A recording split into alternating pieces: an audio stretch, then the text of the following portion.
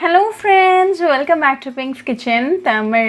இன்னைக்கு நம்ம தேங்காய் சட்னி எப்படி செய்யறதுன்னு தான் பார்க்க போறோம். இது நல்ல ஸ்பைசியா டெலிஷியஸான ஒரு சைட் டிஷ். இட்லி தோசை கூட ஒரு சூப்பர் காம்பினேஷனா இருக்கும்.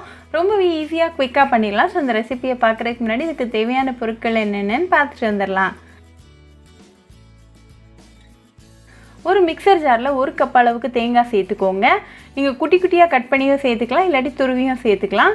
நான் ஆல்ரெடி தேங்காய் எப்படி ஈஸியாக டீஷெல் பண்ணுறதுன்னு ஒரு வீடியோ பண்ணியிருக்கேன். அந்த வீடியோவோட லிங்க் நான் டிஸ்கிரிப்ஷன் பாக்ஸில் கொடுக்குறேன், மறக்காமல் செக் பண்ணிக்கோங்க.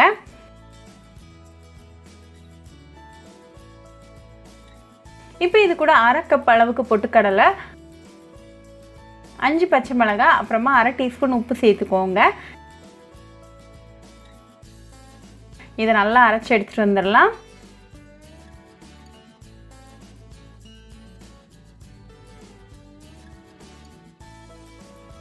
இப்போ இது கூட 1 கப் அளவுக்கு தண்ணி சேர்த்துட்டு அகைன் நல்லா பேஸ்ட்டாக அரைச்சி எடுத்துகிட்டு வந்துடுங்க. இப்போ நமக்கு நல்ல ஒரு ஸ்மூத்தான பேஸ்ட் கிடச்சிருக்கு. இதை ஒரு பவுலுக்கு மாற்றிடுங்க.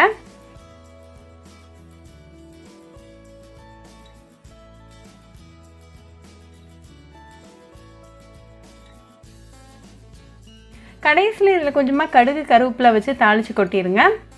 இப்போ நமக்கு சுவையான தேங்காய் சட்னி சூப்பராக ரெடி ஆயாச்சு. இதை நல்லா சூடாக இட்லி தோசை கூட சர்வ் பண்ணி உங்கள் ஃபேமிலி அண்ட் ஃப்ரெண்ட்ஸ் கூட என்ஜாய் பண்ணுங்கள்.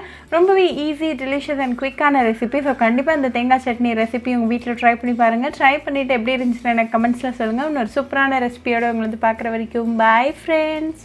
உங்களுக்கு இந்த வீடியோ பிடிச்சிருந்தா லைக் பண்ணுங்கள், ஷேர் பண்ணுங்கள், கமெண்ட் பண்ணுங்கள் அண்ட் மறக்காமல் சப்ஸ்கிரைபும் பண்ணிடுங்க. கூடவே பக்கத்தில் இருக்க பெல் ஐக்கானையும் கிளிக் பண்ணிக்கோங்க. அப்போ தான் நான் போடுற வீடியோஸ் எல்லாம் உங்கள் நோட்டிஃபிகேஷனில் வரும்.